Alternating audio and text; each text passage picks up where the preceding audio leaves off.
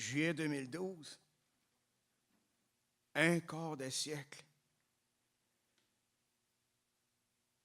Je voudrais vous raconter une histoire qui va vous demander une oreille ouverte, peut-être même plus que ça, vous ouvrir un petit brin les portes du cœur. C'est sûr que ça va être dur parce que bien souvent, on veut rester derrière le mur de nos préjugés, le défaire. Ça exige bien trop d'efforts. Ça nous brûle même les nerfs tellement qu'on s'est acharné pour le construire, ce mur-là. Surtout quand le mortier était brassé sur tous les bords, puis enfin approuvé par les hauts collets de la justice sociale. Couronné par celui qui nous encense comme si on savait l'approbation du Très-Haut. Faute de ne pas être capable de marcher tout seul pareil à un ticu qui s'accroche après les culottes du Père. En tout cas, je n'étais pas certain d'avoir envie de vous jaser, parce que j'ai presque peur de votre violence. Alors, je suis rendu avec mon statut de condamné à perpétuité, presque de persécuté. Ça peut me coûter bien cher de vous parler comme ça. Des mots que le pouvoir peut filer, se retourner puis me poignarder dans le dos. Ça fait rien. C'est plus fort que moi. C'est pas d'hier que je le fais, même si la face des représailles ressemble à celle de nos voisins. Je ne peux pas laisser aller les choses comme ça. Puis malgré que ça ne soit pas facile, que ma carte soleil soit toute barbouillée, je vais croire que moi aussi, j'ai un rôle à jouer, puis je vais me rendre là, jusqu'où je suis capable. C'est pour ça que je tiens à dire que si un gars ou une fille, seul au monde, tout d'un coup saute une fuse ou encore une gang de TQ frappe partout pour se faire une place, avoir l'air de quelqu'un, de quelque chose, dans cette crise de monde qui n'arrête pas de se nourrir de la misère. Tout ça pour dire que ça devient facile pour une société organisée de se colisser d'eux autres en tournant les coins ronds, crucifier le mal dans leur chair, pour qu'ils saignent, pour qu'ils hurlent par en temps, tranquillement, bien doucement, jusqu'à temps qu'ils prennent le nord pour le sud, puis l'est pour l'ouest, sacrément. Même qu'ils ne soient plus capables d'en réclamer de la justice, sans qu'il y ait l'air des hosties de vrais perdus, tellement que le mortier de la morale sociale qui leur blasse les tripes les fait bégayer comme des bons coupables. Je dis ça parce que moi, j'entre au pénitencier à l'âge de 20 ans pour meurtre, avec une sentence à perpétuité éligible après 10 ans de libération conditionnelle. Je suis même allé dans un centre pour jeunes, attaché après une corde, tourné en rond, à coups de bâton pour qu'on apprenne ce qui nous attendrait aux vieux peines. Enfermé dans une cellule à barquette, 4 pieds par 8 pieds, 18 heures par jour avec le trou, le pain pilot, puis en plus la strap attachée sur un chevalet. Pour ceux qui ne voulaient rien savoir. On avait écrit ici, la porte du vieux pen, ici, on brise le fer et on plie l'acier. C'était ça le vieux pen pour les jeunes. Il fallait que tu tournes en rond et que tu fermes ta calisse de gueule. Il en a fallu des émeutes puis du sang avant qu'on finisse par comprendre que ce n'est pas avec humiliation qu'on peut venir à bout du cri maniaque de la noirceur. C'est comme ça que j'ai connu le temps de la grosse violence ou le traitement d'un prison, mais il nous étouffait. Une fois sortis de là, on voyait juste noir. C'était à notre tour d'en étouffer d'autres. Le sang coulait partout, autant dehors qu'en dedans. C'était capotant de tabarnak. J'ai-tu besoin de vous dire que j'ai été préparé à tuer, qu'on avait fait de moi un Christ de malade à binette ravagé du kamikaze? Pourtant,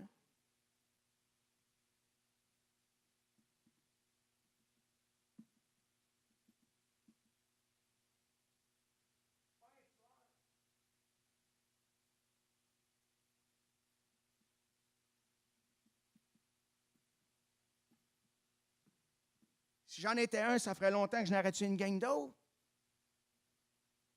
Bien, au contraire, quand vous avez arrêté de me varger, je me suis développé, rapproché des autres. À cette heure, même si les enragés de la justice me font encore chier, j'ai plus envie de les frapper. Parce que je comprends mieux le désarroi, le détresse, leur souffrance, leur incapacité à vivre le mal, à ne pas être capable d'assumer la violence ou la douleur de ce que c'est que de vivre en société. C'est pour ça qu'ils ont juste envie de punir à la place de guérir. La victime, elle se fait agresseur.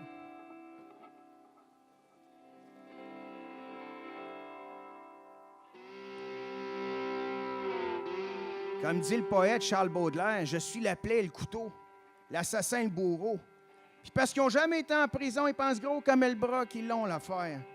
Qui n'ont rien à voir, eux autres, avec la violence qui se déchaîne partout dans le monde. La misère, elle ne se crée pas toute seule. Puis essayer de se faire une réputation sur son dos avec le fret des barreaux, puis dire qu'il faut qu'elle souffre la misère, qu'elle se débrouille avec sa marde, que sa souffrance, on s'en crisse, que juste celle des victimes qui nous fait de quoi.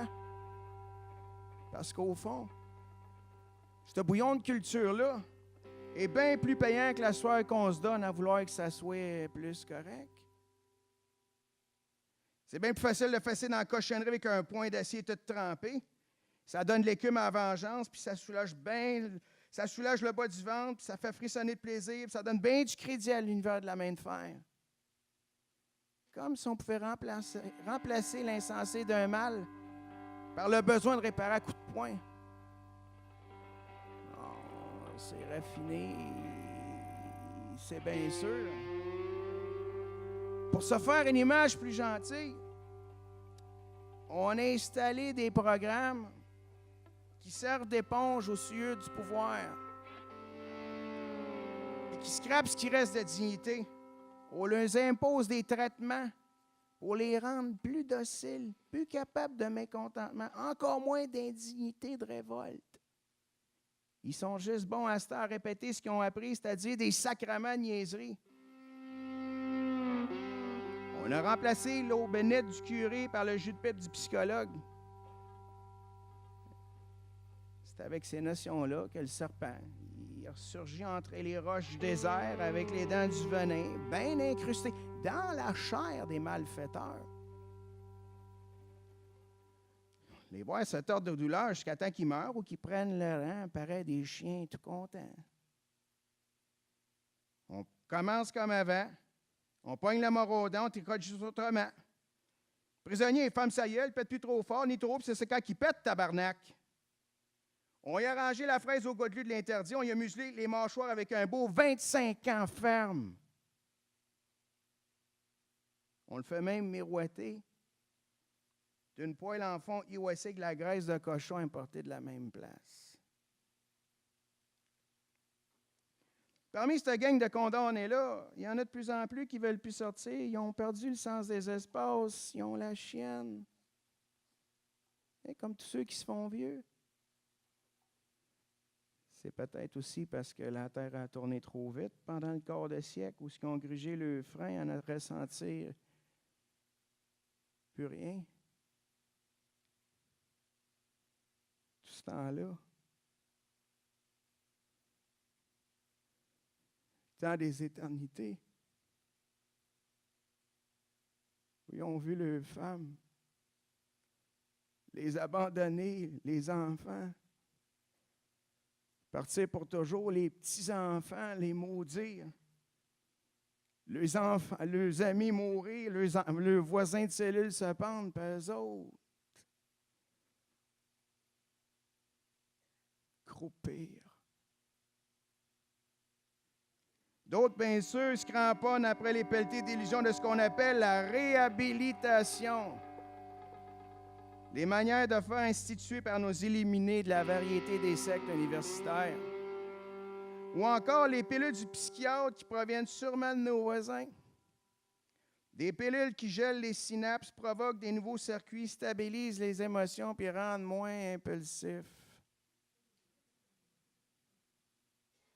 La pilule de la réinsertion sociale. On essaye de se faire intelligent avec le laboratoire des puissants. Ça rapporte au pouvoir. Ça donne bien confiance à la gang qui se nourrissent. La rage bourdonnante du ressentiment. La douleur des condamnés n'a pas d'existence à part de souffrir, d'agoniser à l'image d'un pendu qui se vide de partout.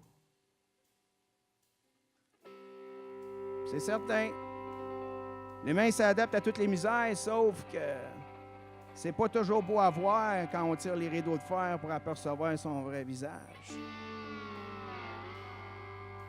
Si je ne me trompe pas, les fraîchis de la haute moralité française ont viré le calotte de bord en 39-45, mis le badge de police au service des nazis, chargé les enfants d'un boîte de troc.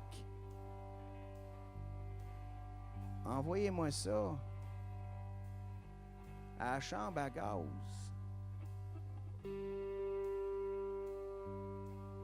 À toute cette gang-là qui cherche au nom de la justice, qui a construit toujours plus de prisons, d'entourer le monde de barbelés, de construire des nouveaux échafauds pour demain.